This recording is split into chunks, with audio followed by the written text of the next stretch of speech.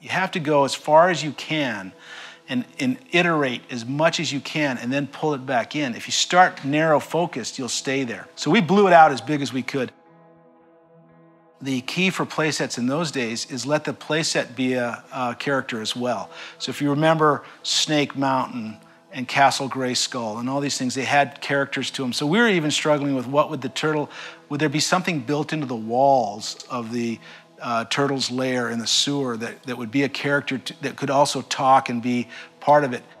But I think what happened is Bill Carlson felt like that looked like a deity. He said there'll be no deities in the Playmates line, so we had to cancel that out. And it didn't hurt anything to get rid of it because it really didn't need that. That was just a place for them to hang out, and it made it less complicated to explain what that character was anyway. Like anything else, we retrenched and said, okay, let's dial it back a couple notches and let's try to make this a little more realistic. So it meant making the figures somewhat smaller.